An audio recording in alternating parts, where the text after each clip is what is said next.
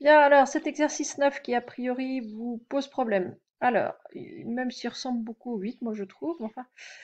Donc, on vous dit qu'il y a visiblement une maladie, que 64% de la population a été vaccinée et que pendant l'épidémie, on a une proportion de vaccinés parmi les malades de 49 sur 66 et il y a aussi une proportion de 49 sur 64 qui sont malades parmi les vaccinés.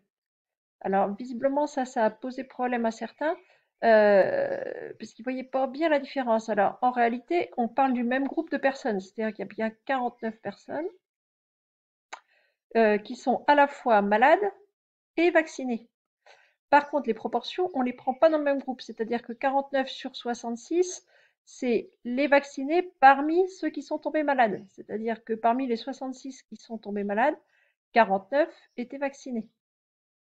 Mais il y a aussi une proportion de 49 sur 64 de malades parmi les vaccinés, c'est-à-dire sur les 64 vaccinés, 49 étaient malades. Donc c'est bien les 49 mêmes personnes, c'est-à-dire ceux qui sont à la fois malades et vaccinés, euh, mais on ne les considère pas dans le même groupe.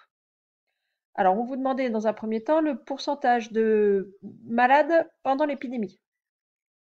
Donc, il faut faire un petit peu comme celui d'avant, là, c'est-à-dire qu'il va falloir faire un arbre entre vacciné, pas vacciné, malade, pas malade. Alors, au départ, même chose, on ne sait pas trop comment démarrer l'arbre, donc j'ai dessiné les deux, hein, vacciné ou pas vacciné, malade, pas malade, ou alors en commençant par malade, pas malade, et vacciné, pas vacciné. Et on va regarder dans les données de l'énoncé où est-ce qu'elles vont aller sur l'un ou l'autre des deux arbres, et puis ce qu'on vous demande. Donc on vous dit déjà 64% de la population a été vaccinée. Donc parmi la population, on a un pourcentage de 64%, c'est-à-dire une probabilité de 0,64 de tomber sur quelqu'un de vacciné.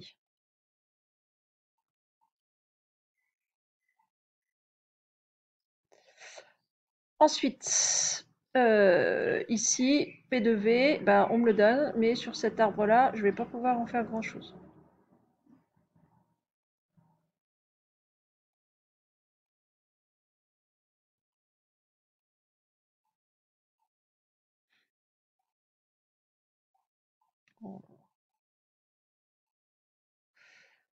Ensuite, on vous dit 49 sur 66 de proportion de vaccinés parmi les malades. Donc, sachant que la personne a été malade, il y en a 49 66e qui étaient vaccinés. Donc, parmi les malades, 49 sur 66 étaient vaccinés.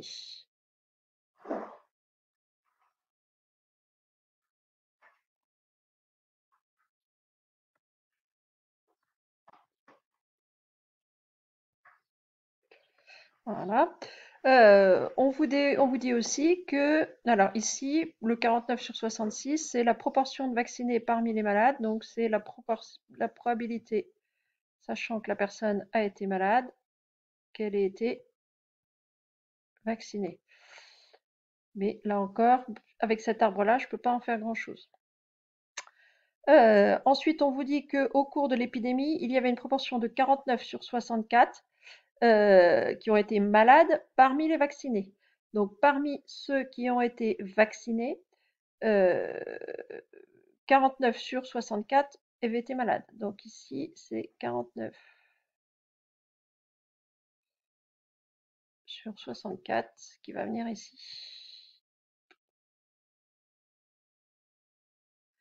Et ici, bah, sur cet arbre-là, je ne peux pas en faire grand-chose. C'est parmi les gens qui ont été vaccinés, la proportion de malades.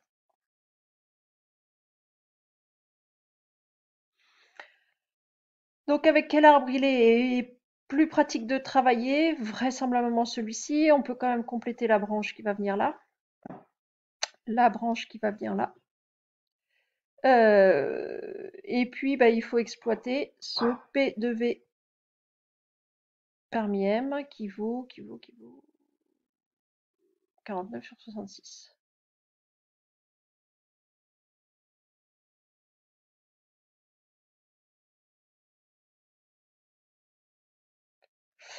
Et P de V parmi M se calcule comme étant P de V inter M, donc ça on peut calculer.